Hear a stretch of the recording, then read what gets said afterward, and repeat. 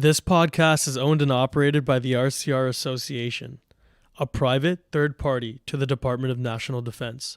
The content of this podcast is the responsibility of the RCR Association and does not necessarily reflect the views or policies of the Government of Canada. The official emblems of the regiment are used with the permission of Regimental Headquarters, the RCR. Dave, thanks for joining us back again. Glad to be here. This is like part two of our special interview. We gotta stay more focused on this one. Yo, it's all good. It's all good. Some healthy rambling into other interesting conversations is always welcome.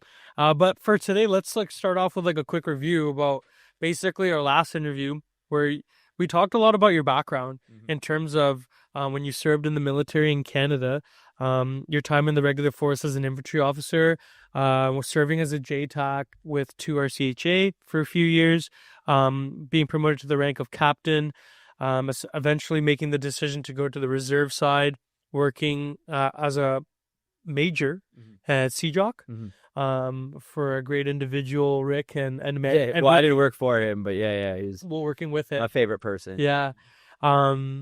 And then working in a department that saw the conflict of what's happening in Ukraine, basically monitoring it and then seeing what's happening now. And then making the decision to leave.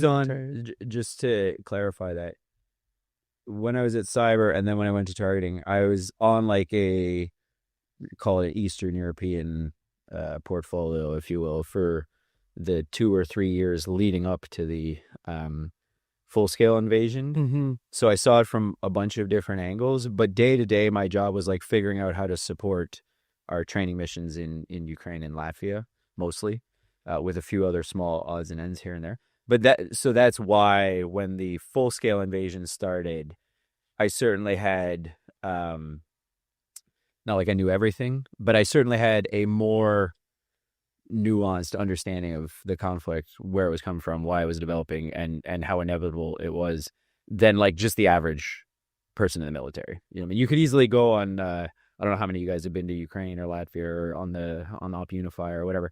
It's very easy to go on one of those missions and not fully understand the geopolitical background of why you were there. So I, just because of the bizarre career that I had, when February 23rd, 2022 rolled around, I think I understood, or at least felt that I understood, the implications of what was going on better than your average person. Because your average Canadian, even your average Canadian, well-informed decision maker, even in the military, was still I don't know if Putin's gonna go. I just don't know. You know what I mean? So. Do you think that played a huge role in why you were so invested in getting more involved by leaving the military? Well, so I didn't leave right away, right? So I deployed. At the time, it was 18 Airborne Corps from the U.S. was running a corps level headquarters in Germany in support of their mission in Ukraine, but their mission in Ukraine kept changing all the time, and eventually it became. They were coordinating the international response to what was going on. And I think by the time I left at the end of 2022, I think there was in the double digits of countries were represented at that headquarters. Oh, wow. Yeah. So it started off as just the Americans. Then it was the Americans, 3 Canadian officers, and a couple of Brits. And then they the NATO, the EU, all these different alliances weren't really taking charge of it, so because for political reasons, but there were so many countries that were either unilaterally or bilaterally trying to support Ukraine that they all kind of came together under headquarters that when I left it was called the SAGU, the Security Assistance Group Ukraine. They're still using that term when I was deployed last year. So I was there when that was in embryo. When that was becoming, they're the ones that took over for it. So I was there as 18 Airborne Corps was leaving and SAGU was taking over. And by the time I left, the headquarters, it still had an American general in charge, but it was a Polish 2IC. So the deputy commander was a Polish 2-star, I think. And it was much more of a legitimately or international organization. Whereas for the first 4 months that I was there or whatever, it was much more like Team America, World Police, trying to be like, come on, everybody, let's all get together. But then by the time I left, it was like an actual multinational headquarters. So Okay, right on. And what year was this when that you was left? 2022. This is I left the first week of November 2022. Okay. And then what year was it by the time you enlisted and physically joined up with the Ukraine. Belarusian unit? So I came home in November. I had a whole bunch of leave because I hadn't taken any leave all that year, basically. So I took like a really long Christmas leave break. I came back to work for a few weeks. Like I had already told the chain of command that like I'm leaving, I'm peacing out. Yeah. I don't have my release in yet, but like it's coming. Don't plan for me at APS. You know what I mean? And then I want to say it was like February 1st or 2nd or something like that I submitted my memo to release. My last day was March 31st, 2023. And then I did a couple of things, like my wife and I took a trip. I went and saw my brother in London. And then I crossed the border into Ukraine the night of April 14th, 15th. That was Easter weekend, Orthodox Easter weekend. And then the following Monday or Tuesday, I went to Legion headquarters, submitted all my paperwork. There was kind of a phase of like 4 or 5 weeks where I wasn't on contract, but I was still like meeting teams. I thought I was going to join one team. I did go to the Bakhmut direction. I never went into Bakhmut because I didn't have a weapon or a contract or anything. I was just there like. So what'd you do? Like you showed up with what? I had all my gear, but Okay. I was not technically part of the Legion yet. So you got PPE on you. You got all your fighting gear. Yeah. Okay. Yeah. So on the 4th day that we were in at that time I think we were in Konstantinivka in a building that got blown up. And it got blown up for stupid command decision reasons. Like the Ukrainian commander, it had already been blown up twice by like large caliber missiles. And then I was there, got hit by an Iskander the 3rd time. I was like, okay, I'm not joining these guys. They don't know what they're doing. So I went back to Kyiv. Sorry. So just to like put this into context, you were at where? Konstantinivka is like, if you look at a map going east towards Bakhmut, there's kind of this bowling alley of small towns. Okay. It goes like Chasiv Yar, which you might have heard of. Yes. He's been battle raging there for like a year and a half. Chasiv Yar, Druzhkivka, Konstantinivka, Kramatorsk, Sloviansk.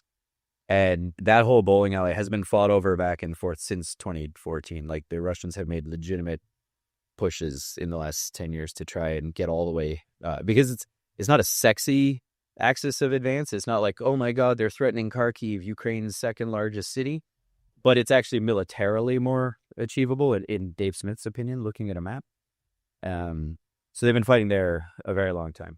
So I was there. That by the time I got there, it was like end of April 2023. And Bakhmut was falling, but hadn't fallen yet. Like we still had missions going in there. And there was actually still reporters going in there. A guy named Ben Solomon, who's now at the Wall Street Journal, but he was at Vice News. The 1st or 2nd week that I was there, he came with a team and they went into Bakhmut with one of the Legion. The commander of the Legion came out and they went into Bakhmut like as it was fall, like where they were. Like 3 days later, the Legion had to abandon. So you're saying like for anybody listening, especially for people in the audience who aren't very familiar with what's happening in Ukraine and how the front line has been being kind of like conducted. What can you tell us in a closed notes version of like Bakhmut and the significance of it and why? So, oh man, I've talked about it in some other interviews. When I got there, I did not understand why either side was making such a huge deal out of Bakhmut. Sorry, Dick. Yeah. Sorry. Can you guys hear me? You hearing me all right? Yeah. I'm a pretty loud dude, so yeah. I didn't and still don't understand why both sides chose to make it such a strategically significant objective, but they both did. And even when we were like, eventually, I went back to Kyiv, I got my contract, I joined the Belarusian unit, and I went back Bakhmut had fallen at that point, so we were in like the little towns outside of it, trying to set the conditions for the counteroffensive to start. And even then, I remember standing in a trench on the side of this canal outside of a little. It's not even a village. It's like a settlement called Klishchivka. And I remember standing there looking in the Bakhmut direction, being like, I have no idea why they're fighting over this. This is stupid. There's no railhead. There's no major highway intersections. It's Like not a strategic value. You couldn't see it. and it's a bowl. Like, so even if you get it, like even if you get into Bakhmut and take the town, you are surrounded by high ground that Right. the other side can just shoot at you from. So I was like, this is stupid. But with hindsight, I would say I don't think this was intended, but it definitely worked out in Ukraine's favor because Bakhmut caused Wagner to implode, right? Like Wagner wore themselves out in Bakhmut because they weren't supposed to be there fighting. They were supposed to be training and doing like what we would call an advise and assist mission and like producing more Russian soldiers. And instead, they ended up fighting all like the real fight in. So they got what we would consider decisively engaged. 100%. Yeah. They got decisively engaged. There was nothing they could do about it. And it definitely exposed the crack between, because Wagner wasn't really in the chain of command, right? Their chain of command was Prigozhin. And it really did expose a fault line between Prigozhin and the general staff, which was real. And, you know, that fault line cracked and there was an earthquake. And at the end of it, Prigozhin he started an insurrection that failed, unfortunately. But so, you know, strategically, I didn't know what the value of the territory was when we were there fighting over it. But definitely in the long-term course of the war, you know, taking Wagner out of the picture is positive for Ukraine. Whether or not Ukraine intended that to happen or not, they might have. Like it was General Zaluzhny at the time. That might have actually. He knew the critical mass in the Bakhmut direction was Wagner, and that they needed to get Wagner decisively engaged so that they could have any other success across the front. He might have actually thought that, but definitely when I was there in May of 2023, I didn't see that, and it wasn't being explained to me that way. You know what I mean? So I was like, this is dumb. You know what I mean? But there's a very good chance that, you know, Budanov, Sursky, Zaluzhny, or whatever, they're thinking about that huge picture thing. I was thinking about, like, I need overhead protection because they're firing white phosphorus at night. You know what I mean? So my strategic insight being at that pointy, that far down the pointy end is like, yeah, I could have just been wrong, you know? So Dave, can you tell us, like, real quick, like, so you ended up joining a international foreign brigade, and in that organization construct, there's multiple subunits, and one of the ones that you ended up hooking up with is, or attaching yourself with, or getting enlisted with. Yeah, no, I was a serving member of the Belarusian Regiment. Yeah. The Kalinovsky Regiment. Kalinovsky Regiment. And like this, they're named after a guy. They're called if you see them referred to online as the PKK, their Belarusian name is the Polk Kaustis Kalinowski. Kaustis Kalinowski was like a journalist, dissident, political activist in Belarus in like the 1860s. They got killed by the Russians. So that's kind of where they trace their heritage to. So I'll just back up. Like, so basically what you described there was accurate, but the terminology I would use is like the International Legion for the Defense of Ukraine, which is like the official organization name. It's not like a monolithic entity. It's not one. It's not like 2 brigade or something, right? It is operated, administered by GUR, which is Ukrainian military intelligence, which is separate from the rest of the military. This is like the hardest thing to explain. So like their military intelligence, it's like they have a General Budanov, who I believe is a 3-star. He doesn't actually report to the head of the ZSU, like the Ukrainian military. He reports directly to the Minister of Defense. So they are both military chains of command, and they both answer to the same political master, but they are a little bit separated. I'm not entirely sure why the decision was made to put the GUR in charge of foreign fighters in Ukraine. I think it might have something to do with like background checks and the potential to be penetrated by, adversaries and stuff like that. which would make sense to me. And the other thing I would say is that in the former Soviet space, in the former Soviet countries, they think of intelligence. When they hear intelligence, they don't mean what you and I mean by intelligence. The same way, like the military culture we come from, we idolize like soft organizations like the SEALs, Green Berets, SAS. In the former Soviet world, it's all intelligence agencies because they are all action arms, right? In Canada, we think intelligence officers are like weenies that write reports that go to decision makers who don't read them and don't make any decisions, right? So our idea of intelligence is very much like you just take in information. In Ukraine, Russia, all the Eastern European, Estonia, Latvia, Lithuania, all these countries, that they don't have that paradigm of intelligence. They think intelligence are the people that figure out what's going on and act on it the fastest, right? So their decision action cycle is much quicker than like your big green regular army. Right. So it is like a military intelligence service, and they do kind of what we think of as military intelligence, but they also do like a whole bunch of other cooler stuff, so that's who's in charge of the International Legion for the defense of Ukraine. But within that organization, if you want to call it, it's very loosely, it's more like a network. There's a bunch of different units. So there's a couple of international units. There's a Chechen unit. There's a Georgian unit. There's a Belarusian unit. And their manning levels go up and down, and what they do goes up and down. And how much they work together goes up and down too. Because at least I noticed in the time that I was there, the leadership who's in charge, it's a colonel, and his staff, they really do try to, they don't like splitting the Legion up too much, because then you're not really like a fighting force. You're kind of like a bunch of little augmentee units.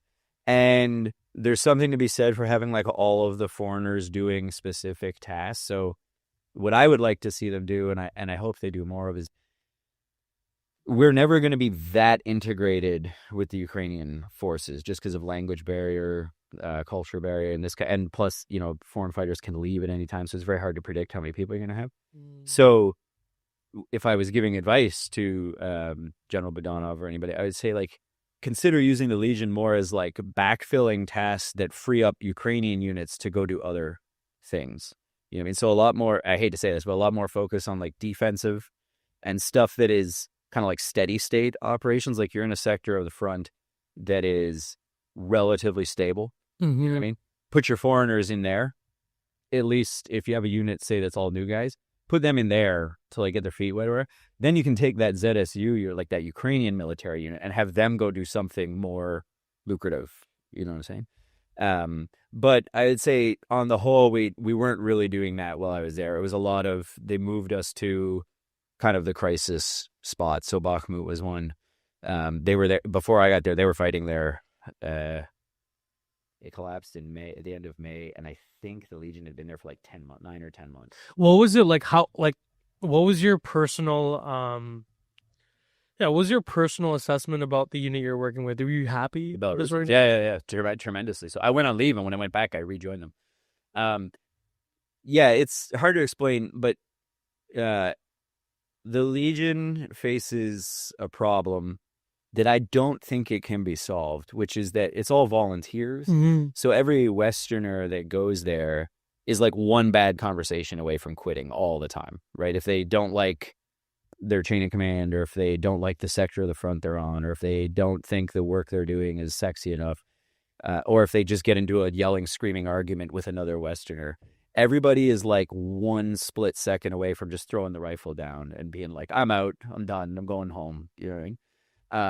My unit, that problem leads to a lot of organizational instability. You know what I'm saying? Yeah, definitely. You just can't plan for like how many dudes are you going to have for the next rotations. Yeah, the variable of how dependable a unit is significantly drops. I would say, you'll get this because it's a lot more like dealing with reservists. Yo, I was thinking this. I didn't want to say it first.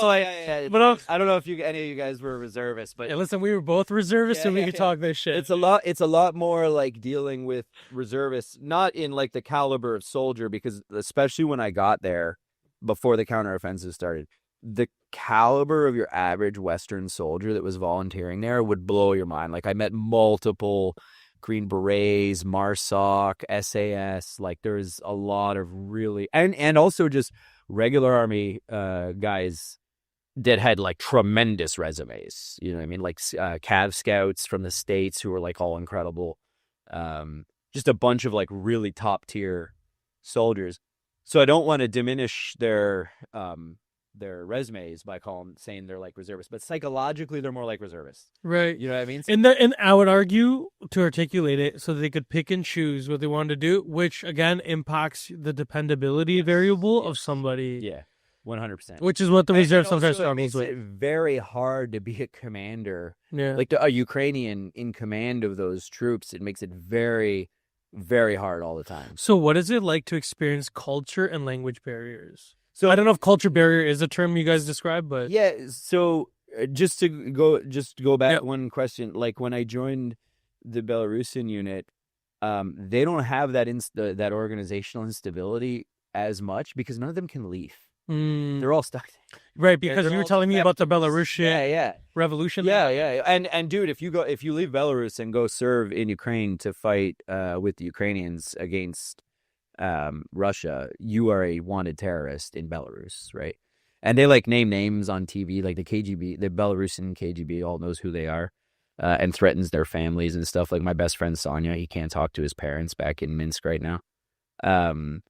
So it's harder for them, but it lends itself to a much more stable regiment, with a more defined command structure. And these things all have pros and cons. Right? Yeah. So when I joined that unit in like the end of May 2023, and I went back to Donbass, and so when I got there, I'd say a couple of things really jumped out at me. So the culture barrier is very real. Like when I went to meet the Ukrainian or the Belarusian commanders, I think there was like the guide. It was basically, it's hard to explain because they're also a political organ, right? So they are affiliated with the exiled government that had to flee Belarus in 2020. Mm-hmm. So they kind of had at that time, they almost had like a political leader who was like the guy. He wasn't really in the military chain of command, but he was the one that was connected back to the exiled government. Then they had a military commander who's actually a guy that had been fighting in Ukraine since 2014. So when the first invasion started, he went and joined one of the Azov regiments and fought with the Ukrainians for like the first 8 years or whatever. Oh, wow. Yeah. So when I met them, they didn't speak any English, like literally not a word. Yeah. Right? And I had been studying Ukrainian, not Russian, assuming that I was going to be joining a Ukrainian unit, not a Russian-speaking unit. So I went in with this Ukrainian guy that hooked me up with them, and he was acting as my interpreter. And I would honestly say that, I was worried about the culture barrier, the language barrier. I was also worried they wouldn't trust me because I'm like this like bumpkin Canadian that just showed up and wants to join their unit that has not hired any other Westerners. But there was me and another guy who's, I don't want to say his name for reasons, but he's an American Serbian dude who's like one of the coolest guys that I met over there. And we were the first two. He is American, but he was very culturally from, his wife's from Bulgaria. He's from Serbia. His family's Serbian. So he is American. But he spoke enough Russian that he could understand what was going on with these guys. Mm-hmm. And I kind of think if he hadn't been sitting next to me, they probably wouldn't have been as inclined to hire me. You know what I mean? But we were like, hey, we're these two Westerners that want to like get with you because we're ideologically aligned with you. And also when I got there, man, you never heard anything but good things about the Belarusian regiment, the Kostas Palinowski regiment. And even after I joined, I remember going back to Kyiv about, say like 7 or 8 months later and telling like some of the Ukrainian like civilians that I had met while I was there, like, oh yeah, I joined the PKK, the Kalinowski regiment. And like, they knew who that was. They were like, oh man, that's like Ukrainians thought very highly of these guys. Okay. Awesome. Yeah. So the culture shock, I would say, was not what I expected. When I got out there, I didn't realize, when you're joining like a partisan army, they don't know much. Right? There was one guy that had served in the French Foreign Legion. He knew a little bit about a little bit. There was a couple guys that had been in the Belarusian military who knew enough to know what they didn't know. But when I got there, man, so after I had that meeting, got my contract signed, got my weapon, went back to Donbass, went out and met the machine gun squad that I was joining. And when I met their commander and his dudes with a translator once again, the first question they asked me is like, they brought me into the little like farm outbuilding that they were using for like an armory. And they're like, do you know what this is? And I was like, yeah, that's a 7.62 GPMG. In my country, we call it the C6. And they're like, do you know what the range on it is? And I'm like, yeah, I think it's 800 like this. And then if you can get a tripod for it, it can go out to like 1,800 meters. And they were like immediately, like the one guy was like taking notes and stuff. And they're like, okay. And then they were just lining up weapons, and me and my well, because, they like NATO stuff was new to them, right? The soldiering's new to them to begin with. And they had all like PKMs and, you know what I mean? So like just somebody that knew how to like sight to zero sights on NATO standard machine guns. It was like we went to the range the next day, and we spent the whole day just sighting their machine guns. So they had been going out on ops without their sighted weapons. You know what I mean? And that's interesting because like when I was overseas, I didn't understand to how much of an extent the idea of standardization wasn't being met when we're talking about equipment wise, because like you know, in the United Kingdom training element, when we're teaching these courses, you get this variety of an audience levels of candidates, right? These soldiers who have some experiences. And what was really an interesting takeaway was that they didn't always consistently have the same weapons being fielded on the front line. Yeah. So when it came to the training of the weapon systems that we're offering to them, like the NLAW. Yeah. Do you remember what it was? Was it the NLAW? Yeah. Yeah, the NLAW anti-armor system, it was becoming irrelevant because the students that were coming through our courses were saying, we don't have these. They did after February 2022. We had the everywhere. Yeah. But to explain that, like, you in my apartment when did you? Yeah. When they were just like, hey, can we get RPG training? Because that's what we have where we're at. Dude, RPGs are dope. Like, the first thing I ever got to fire in a real battle was an RPG-7.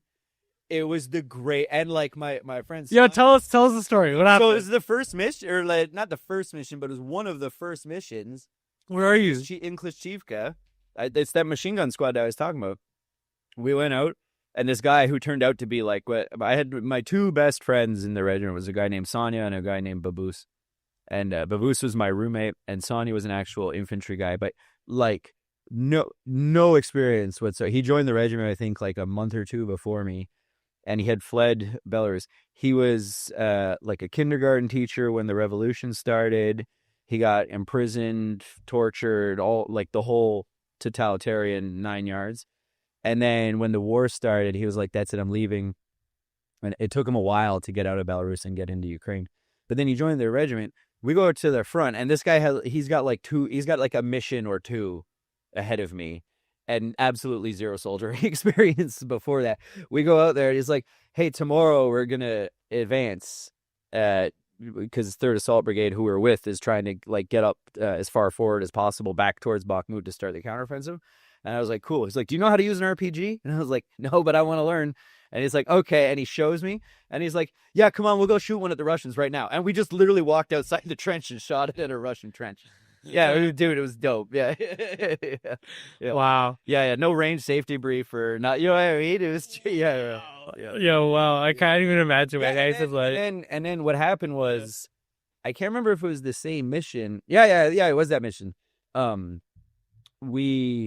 The other Westerner that was there with me, we were telling them, it's like, there is no sign of Russians in front of us, and we should move up. We should advance, because they're like, you don't want unoccupied positions to stay unoccupied, you know.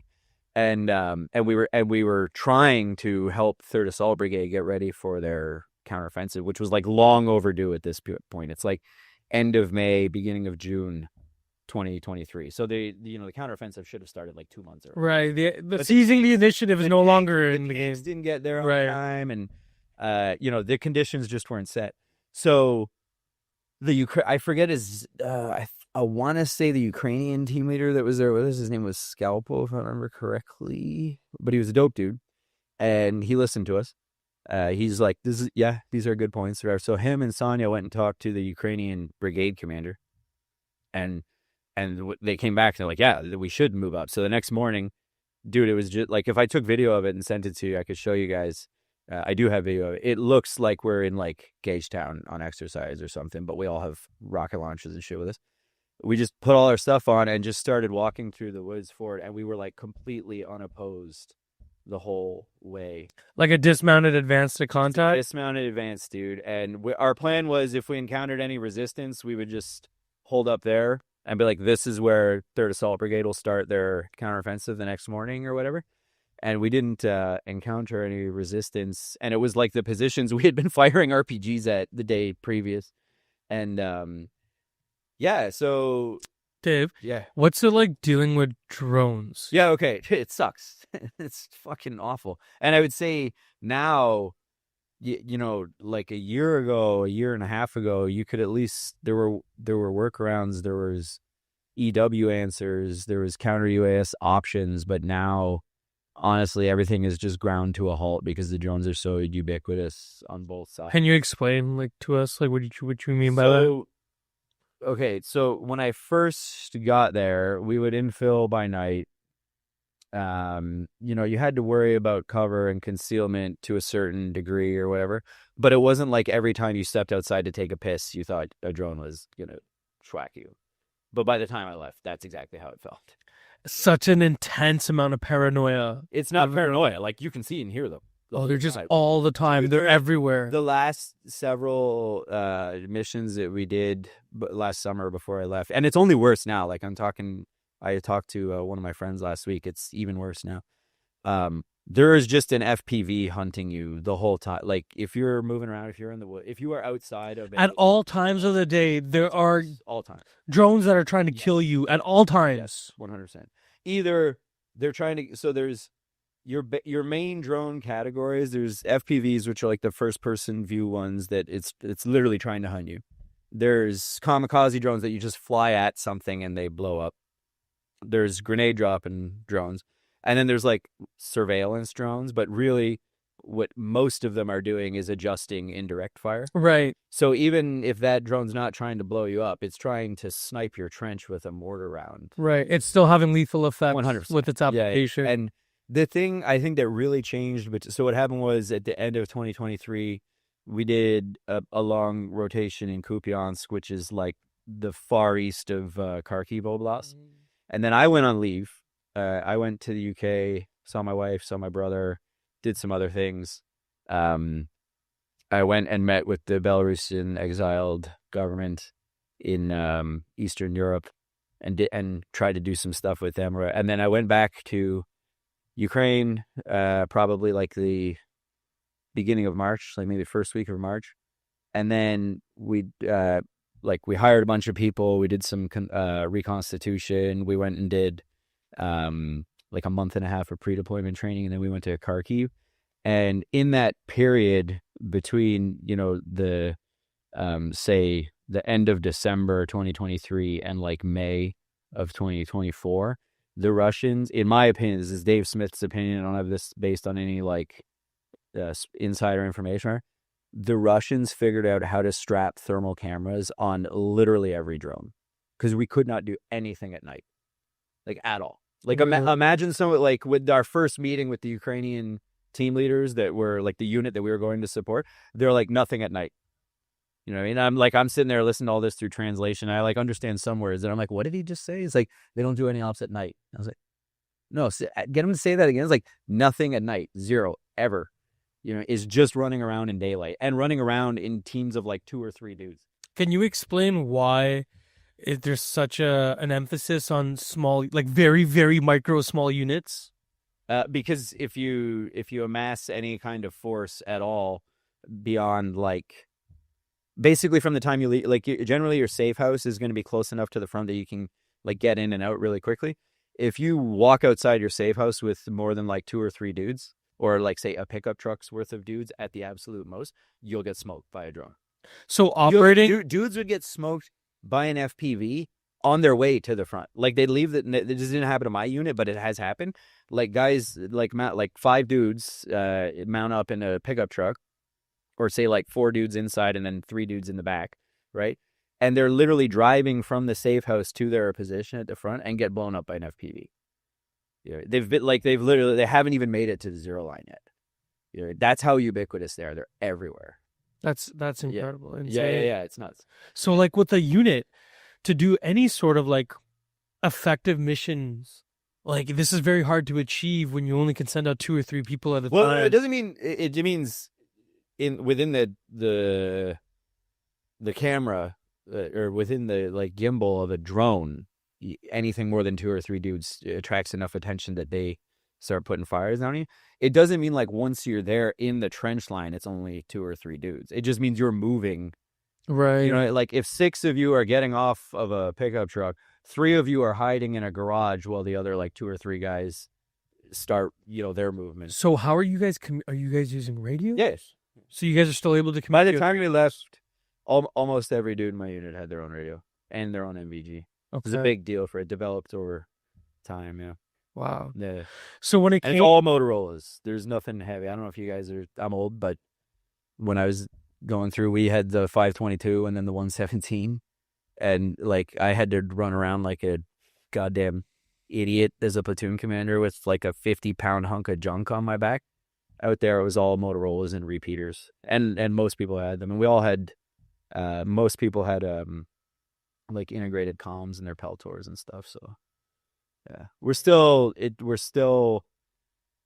it goes up and down with, units have their own way of sourcing equipment. Some guys buy their own stuff. Yeah. But it was definitely, we were a pretty well kitted out regiment by the time that I left. So if you had to give, I just wanted to bring it back to the drones, but if you had to give us some advice about counter drone SOPs or developing our capacity to deal with, so the big one, mortar guys, the big one is concealment. They're like really counter drone until the nerds figure, who are my people? I don't say that pejoratively, but yes. cyber. Yeah, exactly. Until the nerds really figure out a counter UAS system that either dominates the electromagnetic spectrum or counters, Russian EW. Like until there is a technological solution that can truly be sourced down to like the line units, guys like us, guys like Mortar Platoon, we're gotta mostly worry about concealment. So how did you guys apply that? So it's dude, once again, I'm just gonna have to like say the sergeant majors were right and I was wrong. It's a lot of like your old school fieldcraft. Like it's a lot of. Can you explain? Yeah. So definitely have like an abundance of ponchos, and like multicam colored tape. Make sure nothing's reflective, nothing shiny.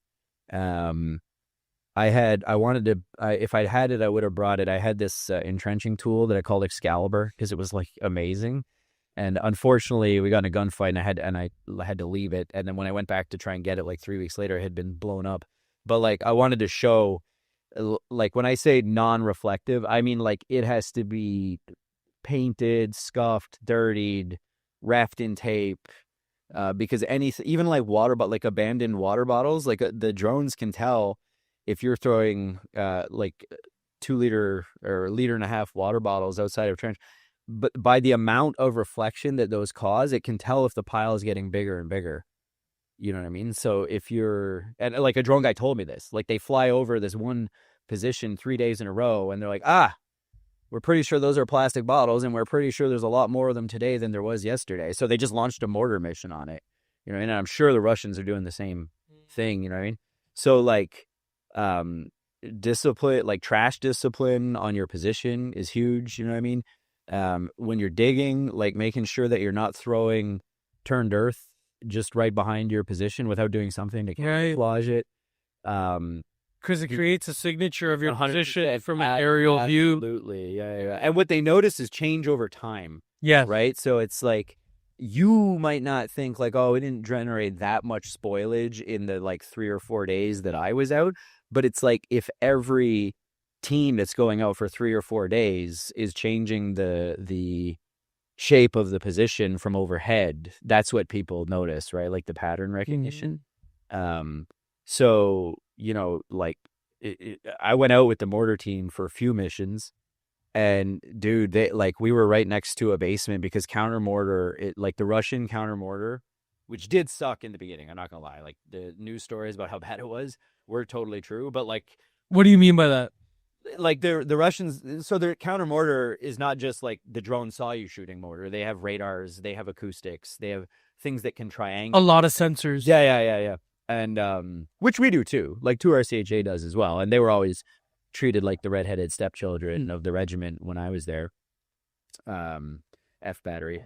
And they also gave them the drones too. They're like, wow, this seems like a F battery thing. Not realizing it's like, no, everyone should be fighting each other over who gets the Raven. You know what I mean?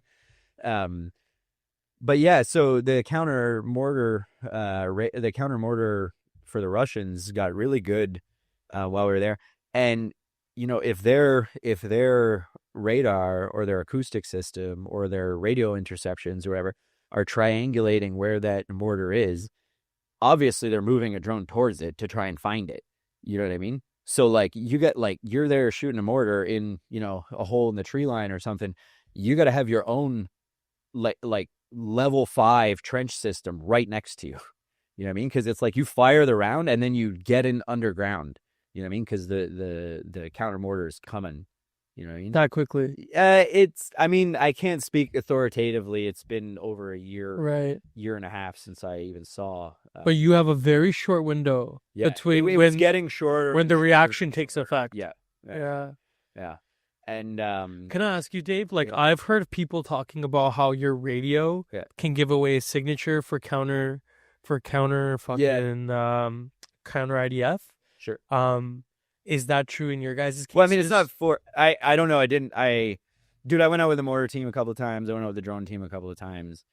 They're much savvier on that stuff than I couldn't speak authoritatively. But I mean, every time you press the button, you're sending a signal out into the electromagnetic spectrum, right? A radio frequency. And if it's not encrypted, it can be located. And even if it is encrypted, they might not be able to tell what the transmission is, but they can tell that there's something transmitting from a location. Yeah. And the thing with all of these different systems is you're not just using one to triangulate IDF firing, right? You're using everything that you have, right? You're not just using one jammer to try and knock a drone out of the sky, like directionally. Even if you have a directional jammer, you're trying to use everything you have to knock that drone out of the sky, you know what I mean? So what you don't want is you want like emissions discipline. You don't want to be emitting needlessly all the time, right? Mortar guys. So yeah, like in the Canadian area, I find we're quite, at least in my memory, and my day is long before your guys' days, but like emission, we talked about radio discipline all the time, but emissions discipline, dude, it was like we were like high school girls on the radio. Like people were just talking all the time needlessly, you know what I mean? And then we'd go do a Brigade X where one of the injects would be like, oh, the bad guys compromised your crypto and now all your radios are jammed, and everything would fall apart immediately. You know what I mean? Which is funny. You know what I mean? Like, when you're in Wainwright watching it happen, just as like a 2-hook, you know what I mean? You're like, this is hilarious. You know what I mean? But operationally, it's horrible. And, and I've been out there where like you're in a comms denied situation. Either like your radio is not working, or you like the best you can hope for is you run over to the Ukrainian position next to you and hopefully somebody speaks enough English and you can hammer out enough Ukrainian words to figure out like where the hell everybody is and what's going on and stuff. And it's terrifying. Yeah. You know what I mean? It's fucking terrifying. So yeah, I'd say it's, next time you're planning like a regimental exercise or something with the mortar support, just have an inject where it's like, what do you do if you can't communicate to the mortar line? You know what I mean? Like if the guy at the front that needs fire support can't actually talk beyond, say it's a section commander, if he can't talk past his platoon chain of command, how does the regiment, like what do they do? You know what I mean? What is the company, like what is the, I'm not saying, there aren't non-technological answers. It could be a runner. It could be to anything. You know what I mean? Or it could be better pre-planned fire planning, stuff like that. But it's very real life. No. Do you have any other tips or recommendations about things that we need to consider? Oof, I mean, there's so much to talk about. yeah.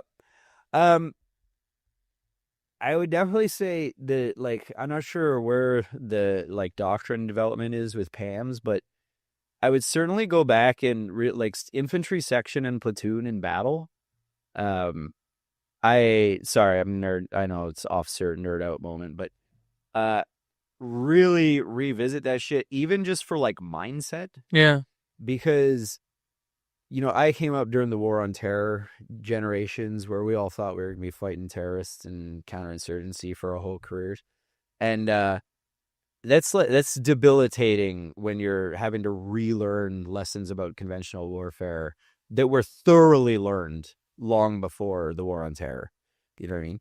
So I just say there's a massive war coming. I think we can all sort of sense it. And the world's going to be filled with more fighting, not less. And I think it's going to be more conventional fighting than non or unconventional or asymmetric warfare. And certainly it was a rude wake up call to me when I think I told you this story last time, when I was we were going on the first mission that I was going on, and we rode some Humvees out to a pickup point where the Ukrainians were sending an armored vehicle to get us. And while we're standing there waiting, an artillery round landed close enough that we all had to dive into a ditch. You know what I mean? And I remember just thinking God damn, it's exactly like the infantry school told me it would be. You know what I mean? And then a Russian or a Soviet era BMP picked me up. We jumped on the top of it and off into a Tom Clancy novel. You know what I mean? And it really psychologically, it took me my first several weeks that I was there, I was still in the phase of I can't believe this is going on. I can't believe I'm digging a trench to fight the Russian army. The same way Sergeant Major Tabor fucking yelled at us when I was in Oscar Company in 2011. Shout out. We were, yeah. I don't know if he's got to be retired by now, but the man's a legend. But I remember him walking around and troops and B as a lieutenant were all this sucks. This is stupid. Why are we doing this? And he shut up, dig the trench. And, you know what I mean? And when I got to Klishchivka, I was man, am I glad he told me to do that. You know what I mean? Yeah. So that's very interesting coming from you, from someone who spent time in what we consider one of the most modern battle spaces. Yeah, I had squirrel syndrome. JTAC, that sounds cool. Cyber, sign me up. Fucking the Americans want to do psyops against somebody, I'm in. Yeah. And then when I got to real war, I was oh, this is the unsexiest thing that I did back in 2008. You know, but that was what mattered. E-tools mattered, dude. Your entrenching tool. The only reason I don't have it is because there was bullets flying around me, and I was and I had to run away. You know what I mean? And then the first opportunity I had to go back and find it, I was looking for it. You know what I mean? Which dude, when I was in Oscar Company, if they were oh, we all have to carry e-tools, I'd be I'm not going to say what I would have said. Yeah. We can all imagine the word. Yeah, but man, that's interesting. So just to recap on some of the takeaway points that I can remember right now from what you just said was that fieldcraft discipline and fieldcraft skills go a long way. Here's one. Here's a slightly sexier one. Ghillie suits for everybody. You will be doing assaults in ghillie suits. Everyone should be practicing and construct. You know how I think it was in Empire or in Return of the Jedi when Darth Vader encounters Luke Skywalker. He's oh, I see you've constructed yourself a new lightsaber, because that's what Jedis do at the end of their Jedi training. They have to build their own lightsaber. Yeah. You should all be thinking about ghillie suits like that, because the drones are so ubiquitous that if your camouflage is not just on point here, and it can't just be generic ghillie suit, go out with a one of those color palette things, when you're painting the house or whatever, and start looking at the foliage in Petawawa in different seasons and being okay, at this time of mid-April, I need a ghillie suit that's roughly these colors.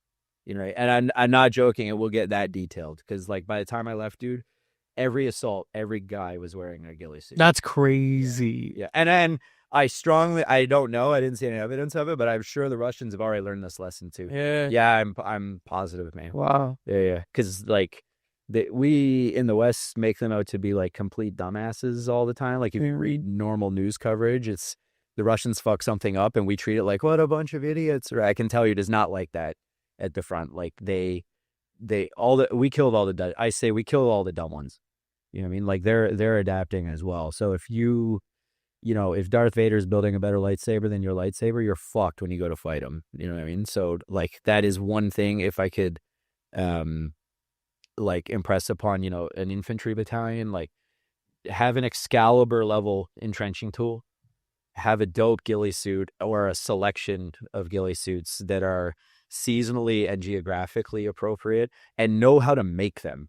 Like know how to make your own, because it's not like you can just walk into any random tactical store and buy one. Yeah, and your shit will rip and break while you're out there. 100%. Yeah. No rucksacks. Just get rid of rucks. Yo, let's talk about that. Let's talk about that. Yeah. Because we are so much, we're dependent on it, right? Because it's a vital component to our training. If you are carrying a rucksack, you are carrying it because your day pack doesn't carry enough ammo. You're not carrying it to have, 3 days of rations, right? Shit like that. Yeah. Work parties. Okay, another one. Sorry, can we go back to that? So the benefit of having a smaller pack. Yeah.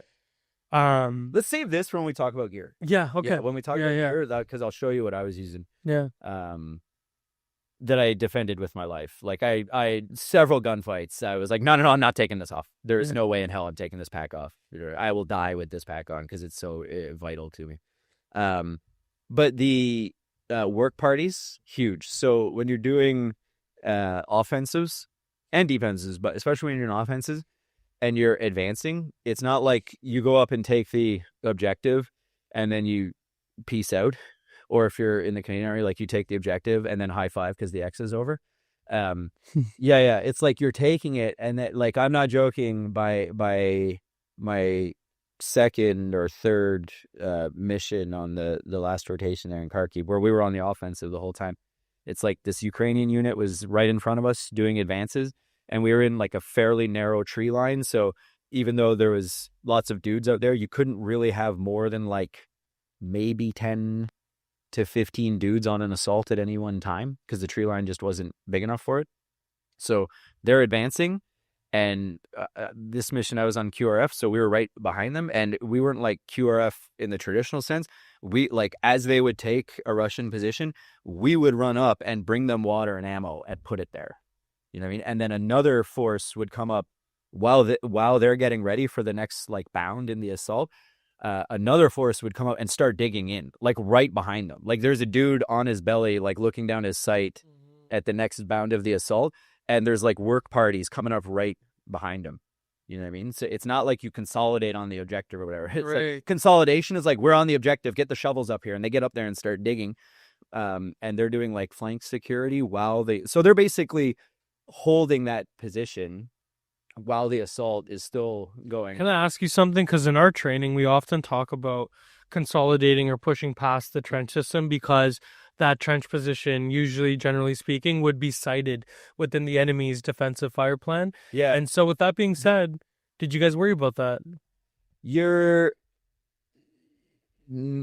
Well, yes and no, because there's artillery coming down the whole time. Right. While you're doing everything. The idea that was sort of baked into me in like platoon commander training is that, like, before you go do an assault, you're somehow neutralizing the enemy's IDF, or it's taken out entirely.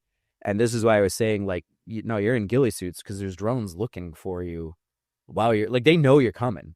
You know what I mean? So there's like drone adjusted mortar fire generally the whole time you're there doing it. Like while you're digging, while you're running with bottles of water and stuff. There's already drones dropping on you. That's so crazy. So the drones are lethal in like three ways right there, right? Like the drone is either surveilling you and providing like the STA picture for the IDF component, or the drone itself is the weapon and it's flying right into you to destroy you, or the drone is a delivery item for ordnance. Yeah. And then those three different kind of ways, the drone is such a dangerous thing out there. Yeah. I would, and there's a bit more to it that just, I'm thinking of all these irrelevant things while we're talking. Drone adjusted mortar fire is like, they're like snipers on both sides. Like they can get rounds like into your trench.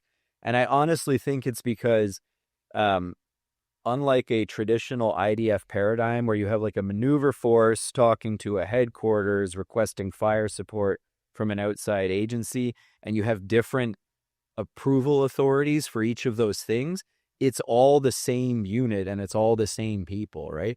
And we trained us, and the Russians can train a drone operator to adjust mortar fire very quickly. Like some guys can get very good at it very fast.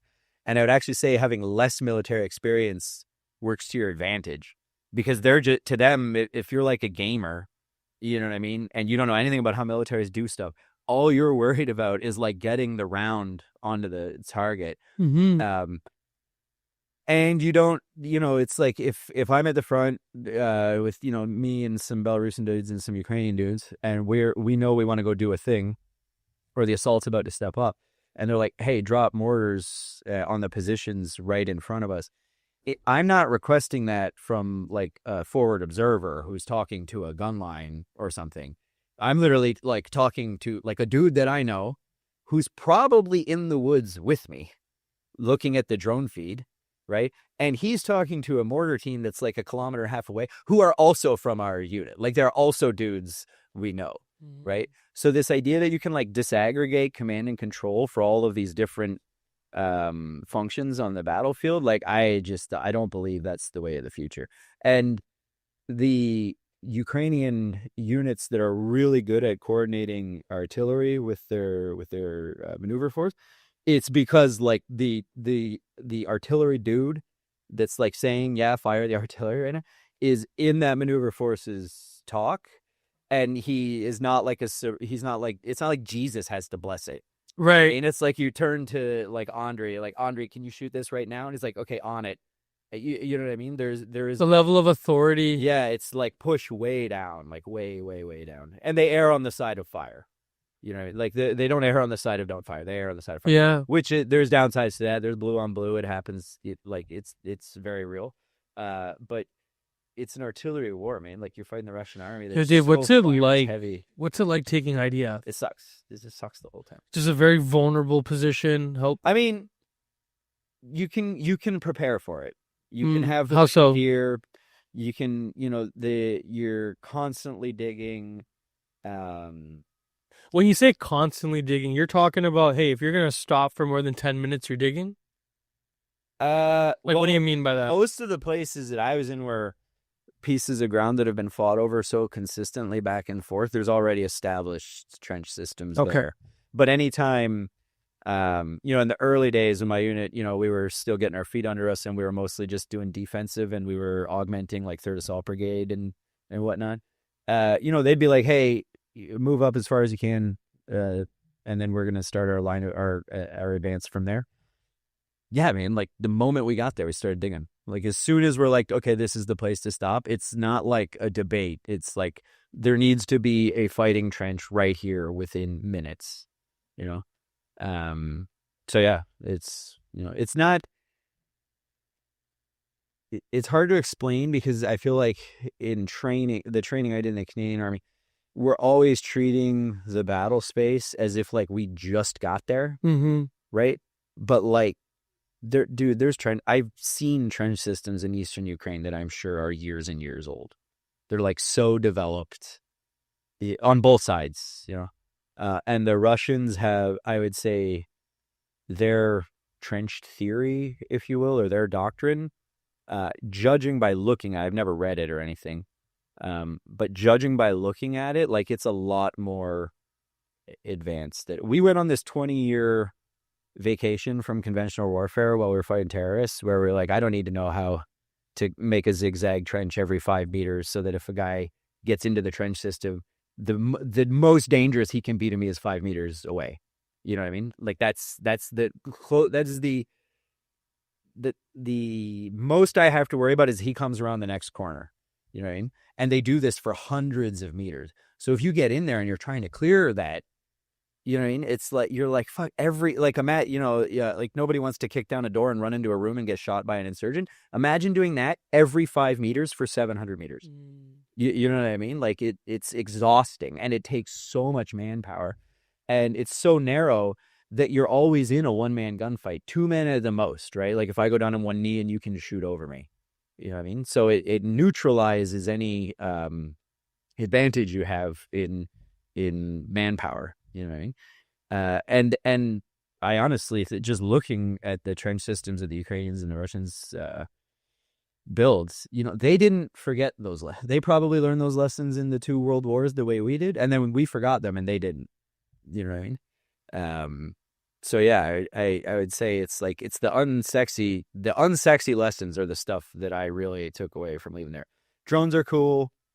EW is cool. Counter UAS is a real thing or whatever. But I was there as like a light infantry guy, so I had very little to do with those things.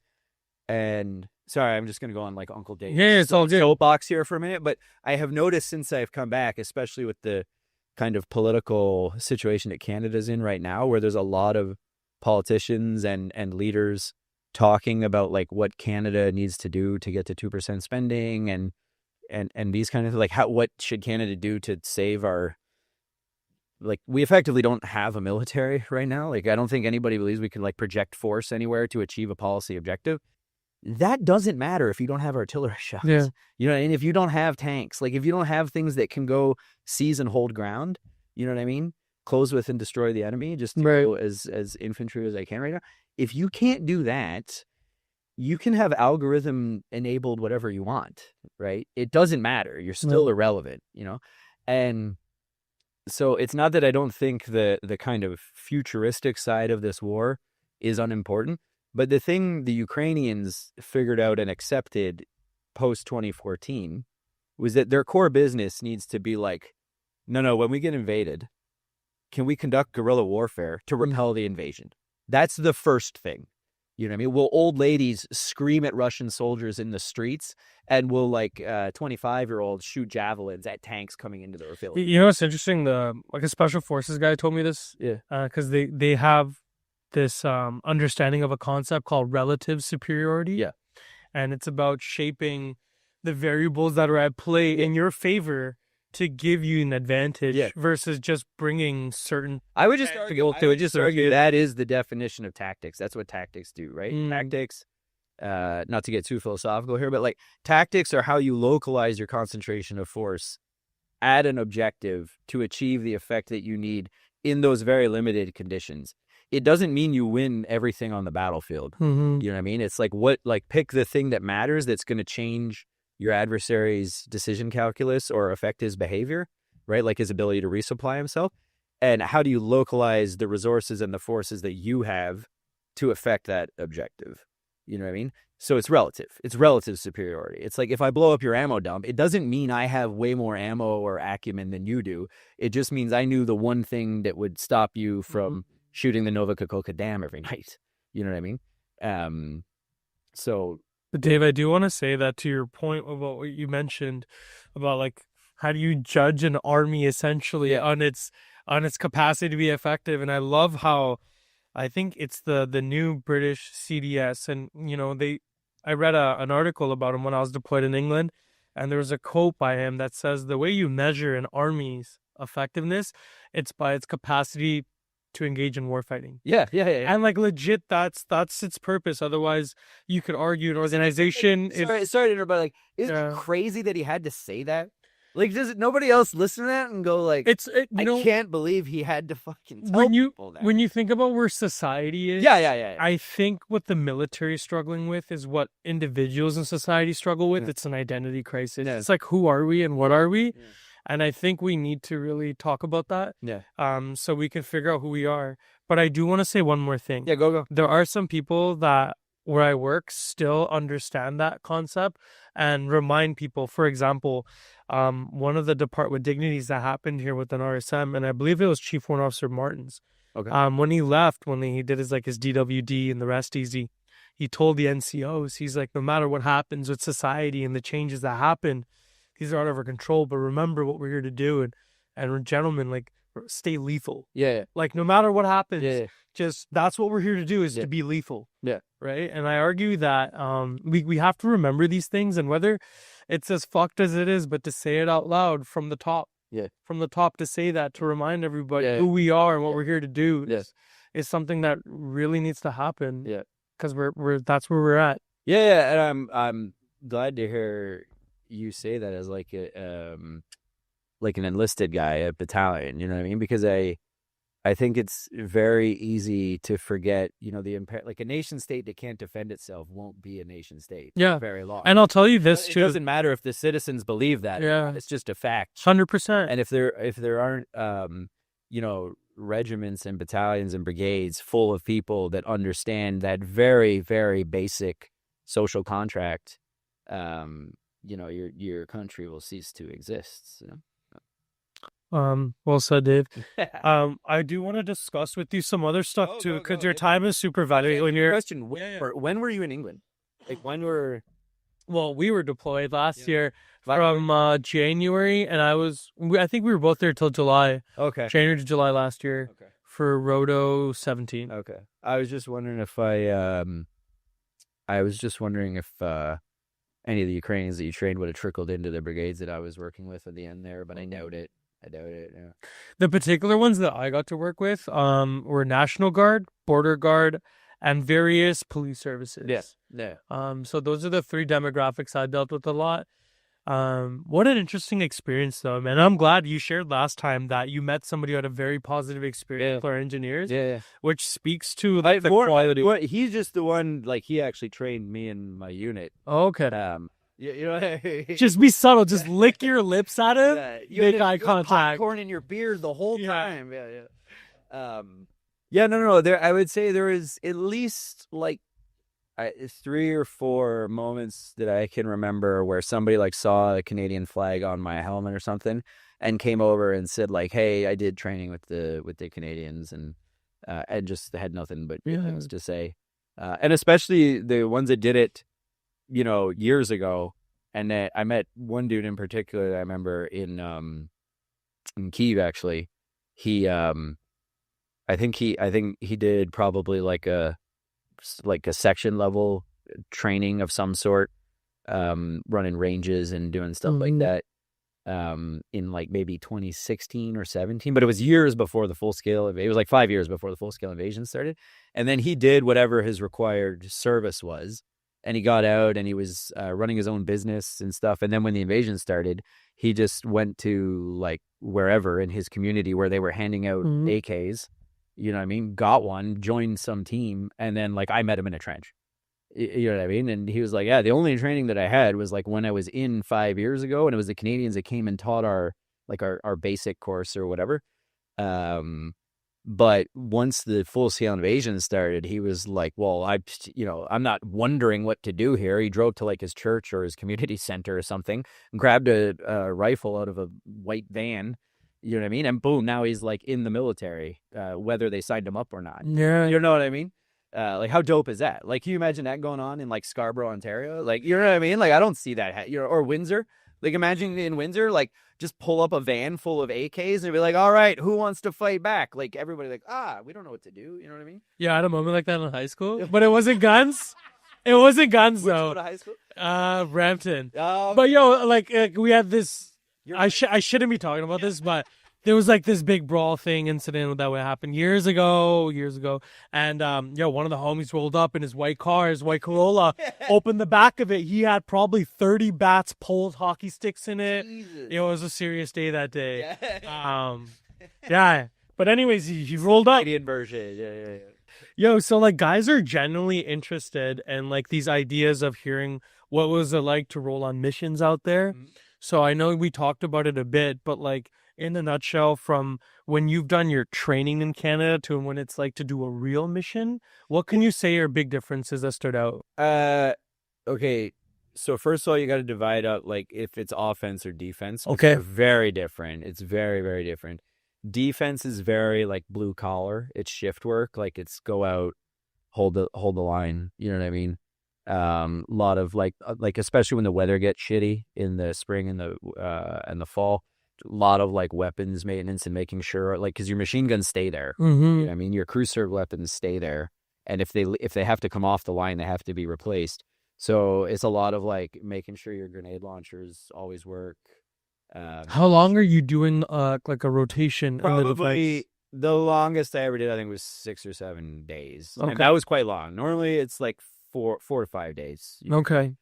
But the positions, other than like if you're switching from offense to defense, which I didn't do, I did do the other way, going from defense to offense. But the positions are pretty established, right? So like your line of supply, like your water is getting out there, your ammo is getting out there, your food's getting out there. So it's not like I think there's this mentality like baked. I know in officer training, like these guys will back me up here. In officer training, we treat it like you're going somewhere where you're going to the far side of the moon. No one's ever been there. And you have to carry a pickaxe and a shovel and 3 days worth of food and your fucking field telephone and all that. Like, it's not like that. Like the positions are quite built up already. So you're just improving the position the whole time. So you're constantly worried about cam, you know what I mean, overhead cover. At one time, this guy and I, unfortunately, he left the unit because he saw some real bad. He witnessed a really bad blue on blue. But him and I one time had to go backwards to go get like cam nets and radio batteries and all this shit from old positions because we had gotten so far forward and it was getting harder and harder to resupply that far forward that we actually had to like just two dudes run backwards through the woods for like a K&a-half to go to old positions and like take down cam nets and bring them up to where we were working then. So that's defense. Offense is a lot more scary, but it's also way more. It's easier to get jazzed about. You know what I mean? Because you're getting all cammed up and going out to like basically walk around till you get shot at.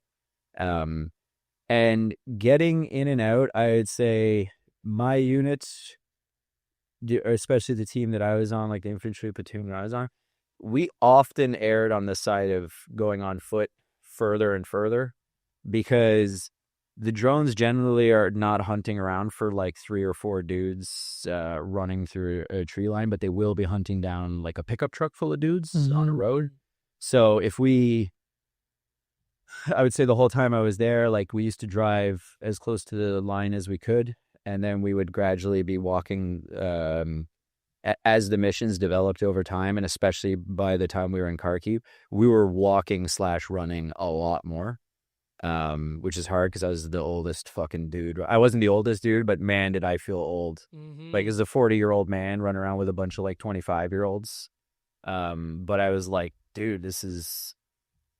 You know, like nobody had to tell me why we were doing it. Like I got it. You know, when they were like, hey, we really can't go any further than here on vehicles. So we're doing like easily 3 or 4K infill on foot with all of our stuff and running substantial portions of it. I was like looking at the map. I was like, yeah, we are doing that.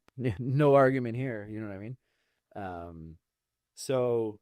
And what is that like? Like, are you generally doing this in urban environments? Are you doing this in a combination? I ended just through sheer stroke of luck. It's not typical Legion. I ended up doing most of my stuff in the woods. Interesting. It was like deep in the woods, or are you in the outskirts of the city? No, I mean, so like Kupiansk, we're on the outskirts of Kupiansk, and I was living in the town. I say town because it was blown to shit, but most of the time I was like digging trenches and walking around in the woods, and there were very few times operationally where I was like in an apartment building or something. But I would say my story is pretty atypical. Like anyone that you meet was in Bakhmut, it was all urban until we got kicked out of Bakhmut. Anyone that was in most of like Zaporizhia or that area, I think was mostly urban, but just where like my two big rotations where we were there a long time were Kupiansk and Kharkiv. And it was all, dude, it looked like I could show you photos and tell you that it was Gagetown and you'd believe me, rather than we're all wearing multicam and they all look like Slavs. But it honestly, like Gagetown, Wainwright, like these places definitely prepared me for what was going on there. And all the other Canadians I worked with too, like agreed. Yeah, how many Canadians did you meet out there?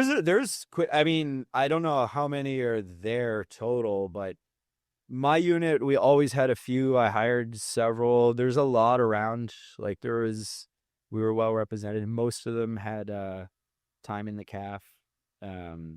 Whether regs or reserves or something. Yeah, no, there's like in my unit, I had a dope guy, his ex Van Du. I won't say his name on the video, but he's the only guy that had a longer beard than me, so he knows who he is if he's watching this. He got blown up the same day I got blown up, and his arm got shredded, so he had to spend much longer time in the hospital. But he was just dope. He was like a Van Du for maybe 3 years or 6 years or something, and then he became a traffic tech, or not traffic tech. What do you call the guys that load the planes? I want to say it's a traffic tech, but a load master. Traffic tech? There's one load master on the plane, but traffic tech. Anyways, he was in charge of moving stuff on and off. It was like typical infantry story. He was like, "This sucks, and there's no war. I want to go join the Air Force." Yeah. You know what I mean? And then the war in Ukraine started. He's like, "I'm going to do that." You know what I mean? And dude, he was dope.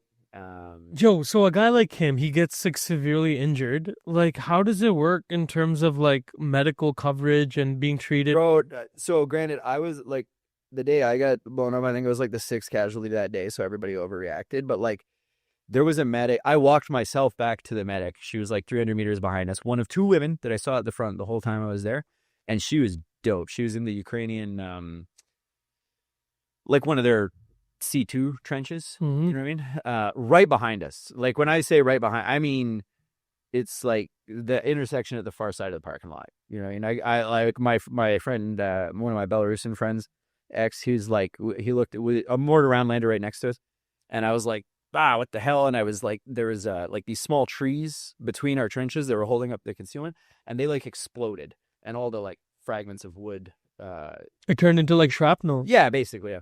Wow. They call it a shrapnel wound, but it's really not. I don't want to make it sound like it's like a flechette or whatever the fuck, yeah. Right? And but like in the chin strap of my helmet, there was like giant slivers of wood sticking out of it, and I went like this, and I had this huge beard at the time, and I was like, crap, and I could see all these like bloody wood pieces coming out, and I looked at my friend Hex, and I was like, is my neck bleeding? He's like, yeah. And after the bombardment was over, like we knew we couldn't stay there, right? Like we were just because the reason the mortar round landed there is there was an M113 doing Kazovacs up and down the side of the tree line, and we were like right at the edge of the tree line. And you know, the mortar artillery, but I think it was mortars, were trying to like hit the track of the M113 because it had gone up and down there a bunch of times that day. So after this round landed like right next to us, we're like, we can't stay here, and my neck was bleeding, so we got up and put all our stuff on, and ran back through the tree line. We ran through a forest fire too. Sorry, this is just jogging my memory. Like the position we were on was on the far side of a forest fire. So it was like we had to run through a forest fire to get back to the kind of Ukrainian, the positions they held already. Like they were part of the assault. It wasn't contested. And there was a medic like right there. And I was like walking up this hill, and, you know, they were in like a very hidden trench. And like as soon as she saw me with my hand on my neck like this, she didn't speak a word of English. Just grabbed me, like threw me in her trench, and like immediately did an assessment and treatment and disinfected it and all this stuff. And then my unit medic came to see me like maybe half an hour later or whatever. And he was like, this dude, sorry, I just got to shut this guy out. I won't say his name either, but he'll know who I'm talking about because he's the only guy I know that got shot in the head and chest. Got shot in the helmet and the chest in the beginning of an assault as the medic, right? And was like lying there on the ground, and somebody ran over to him and was like, "You okay?" He's like, "I think so." And he got up and finished the assault. And then when they left, his dad was in the unit. Like his dad was the driver for that day. And he's like one of the few dudes older than me. He's like 55 years old. Well, yeah. And his dad heard on the radio that he like took one in the head. and fucking like got in the truck and sped over to the pickup point. So they, eventually when they were exfilling off the assault, you know what I mean? It's like, dude, homeboy's been shot in the head and chest, and then when he gets to the truck, his dad's there yelling at him. Wow. you know what I mean? Like, fucking weirdest story ever. What an incredible Yeah. situation of a war. Yeah. Like your home country Dude, gets this invaded guy- and it's all hands on deck. I don't want to say the guy's name. Yeah. So he's named after a Lord of the Rings character, which I just think is hilarious. Yeah. He was a medical student in Poland when the invasion started. And then the invasion started. His dad left Belarus to go join the regiment in Ukraine, right? And the next time he talked to his dad, he just went into school and took a leave of absence and just drove to or took the bus or whatever. And neither of them had any military experience. So I had like a doctor sitting in the trench. He was in like third year medical school or something. Wow. Yeah. You know what I mean? Like that's like, So we did this thing where it's like an icebreaker. Yeah. So we had our instructor candidates going through. you mean when you're in England? Yeah, when we were in England and we were teaching on the basic training instructor course. Yeah. As an icebreaker, we're like, hey guys, come up here and for 1 minute, all you have to do is for 1 minute talk about yourself. Yeah. Right. And man, one of the guys who went up was like this older cat, He's like 50 years So old. you're doing this with the Ukrainians or Mhm. okay? Yeah. So this is like day one of their course. And one of the guys who went up there, like 50 years old, like older guy, goes up and he's like, yeah, I was working as a power plant technician until I was 48 years old. This war pops off. 2 years later, look at me now. I'm like a DFS sergeant. Yeah. You know what I mean? Like, Yeah. wow, That's incredible stories. pretty Like, typical. Like, Yeah. it's only, I mean, my experience, it's not like Saving Private Ryan. Yeah. You have like middle-aged Tom Hanks and then a bunch of like young dudes. You know what I mean? Like when you go to the Ukrainian lines, like the average age is well into the 40s. Yeah. Like, it's high. I noticed that. The more elite units, definitely younger. You know what I mean? But like even still, they're up there. You know what I mean? And the older guys that are really experienced and know what they're doing, it's because they just chose to start fighting in 2014. So you do meet a lot of like I was with Third Assault, which is one of the Azov units. They have a very high casualty tolerance, like very high. Why is that? They just do the most aggressive. Are they just treated like shock troops? Do they sign up as like shock It's troops? just part of their mentality, man. Plus, they're from the east, right? Like they're from like the units that you meet. They're like from the areas that were invaded in 2014. So that I guess I don't know. They're just more committed or whatever. But anyone you meet there that looks like a full grown adult or whatever, there's a good chance they've been fighting since the beginning, like for a decade. You know what I mean? That's wild. So, but other than that, most of the soldiers in the ZSU brigades that you meet at the front, like they're up there, dude. It's like a lot of times it looks like you're fighting in a trench with your uncle, if you know. Mm-hmm. Yeah. So, Wow. all right. We're coming up at what, almost 2 hours here? Or? Hour and a half. I think that's a lot that we discussed. Like, I'll just say, I really want to do gear. let me do one more question to you, and it's just about points with regards to like in general, small unit tactics. Okay. If I had to review about the things that we covered here, we talked a lot about camouflaging and fieldcraft discipline and skill there. When it comes to small unit tactics, do you have any other thing? Work parties is the big one. Work parties is a huge one. Like, don't think tactics only means the engagement that you're in right now. Like it means, like you go do the assault.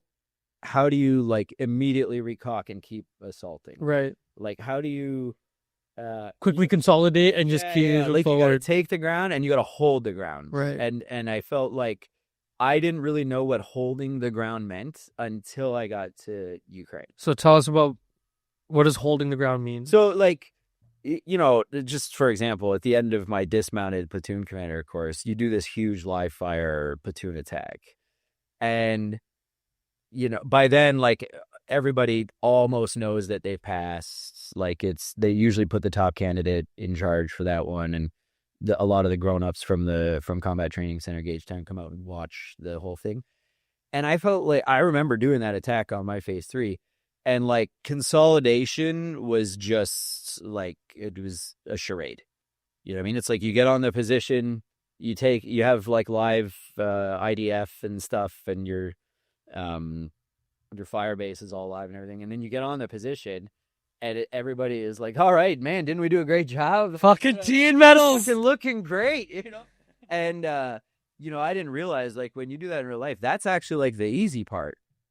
Like getting there and getting the bad guys either to die or run away. That's the easy part. It's like, what do you do right away? Because it's not like they're all gonna die or run away and then not try to fight you back. You know what I mean? So, thinking like beyond the engagement that you're in right now, if you don't have like a team behind you that's like going to show up and start digging in, you won't be able to keep advancing. And then the bad guys are going to show up and try to take that piece of ground back. You know what I mean? The reason we don't carry rucks anywhere is because the reason we don't is because you just can't. Like, you can't go do offensives with a ruck, and you can't do defenses with a ruck because the trench is too small and you can't carry it. So the reason for the work parties a lot of the time is like, you don't have enough water, you don't have enough food, you don't have enough ammo. You know what I mean? Somebody's got to bring that to you. And it's not like a 24-hour ad rep cycle. It's like, no, they cleared a trench and now we're bringing water to the trench. You know what I mean? Yeah. Like, they're still fighting in a lot of the instances. Like, I have run up and dropped ammo and water behind a guy while he was shooting back at Russia. You know what I mean? So don't think resupply is something that like a helicopter. That's like a phase after. Yeah. It's like consolidation is like, no, you're consolidating like while you're advancing. What's so interesting? Like, I remember being a young private and going through training and like them explaining, like the instructors explaining to me that like, listen, the training scenarios, the firefight lasts like 30 minutes or whatever. Yeah. But in reality, a firefight could last more than a day. Yeah. Right? Like it could be an extended battle. And it's also like when you're in static, conventional warfare, like, it can be like just a low level of firefight all the time. Right. Like in the defense, I'm not joking. One rotation, I spent a lot of time working in the TAC. It was more like an S3 type role. And when we first got there to that particular portion of the sector, it was us and like 2 other Legion units and a Ukrainian unit. We're all working out of the same TAC. Dude, the Russians came through the same tree line and attacked the same position every day for 15 days in a row, morning and night, like every fucking day. You know what I mean? And you would think they would learn, but they didn't. And you were basically in a gunfight or a lull of a gunfight for 15 days. You know what I mean? Now, it was a narrow tree line. There was only one way they could go. So like, we did most of the work with drones and mortars, and the AGS is another. Does the battalion have? Are you talking about the automatic grenade launchers? Yeah. Yeah, we got the C16. C16. You guys still got those? Yeah. Yeah. That was a weapon system that I thought was a horrible piece of junk when I was in the CAF. I'm not going to lie. But AGS in conventional is absolutely critical because there's no warning, right? Like when a mortar, like when you're in a built-up trench system and you hear the bad guys fire a mortar artillery, to get down. Like, to like get under cover. Right? The AGS, it just starts raining around you. It's fucking terrifying. So, we did a lot more work with that rather than like the Russians show up, take 2 shots, and then it's our guys in trenches shooting back. It was usually mortars and whatever shooting back. But the point is, like, if you're in the trench, you can never rest, right? Like, you're at a stand to posture basically the whole time. You know what I mean? So yeah, it's not could go on for a day. It could go on for fucking months. Yeah. No. Dave, so before we go off to see the equipment, this is like the last time we're probably going to sit down, and just in case it is, I just want to do the closing remarks here. Sure. And then we'll pretend like we've done all the others. Yeah. So it was a great conversation about Oh, man. Dave, and to all the guests listening, both physically and that will be listening and tuning into online. Today's guest, Dave Smith, a veteran of the Army, of the RCR. Served in the regular army as an infantry officer, as a reservist as an infantry officer, left the military and enlisted with the Ukrainian International Legion forces or the Ukrainian International Legion. And you did a lot of great work over there, volunteering your life, your service, in the defense of Ukraine. Yeah. And there's so much to say about that. But I am super thankful and proud to have you today and to have the opportunity to share your Just experience. before you go, I just want to Yeah. I am thankful that, my 9 years as a Royal, my 15 years in the Canadian Army, like over prepared me for the war that I got into. I didn't know it at the time, but like when I got there, nothing came as a surprise to me. Like when I saw how they were doing mortars, when I saw what they were doing with drones to integrate with maneuver and all, the reason I was able to like make sense of it all and figure it out was because of the Canadian Army. And I don't think the Canadian Army is patting itself on the back enough nowadays. I think actually it's pretty easy to be a self-hating member of the Canadian Armed Forces right now. I just tell you, like, I was in the CAF for 15 years. I went to World War III. I was over prepared for it. So if you're sitting in Petawawa on the stairs scrolling on your phone, being like, it feels like the world is falling apart and I'm not ready for it. Why am I just sitting here scrolling on my phone? Trust me, you're prepared for it.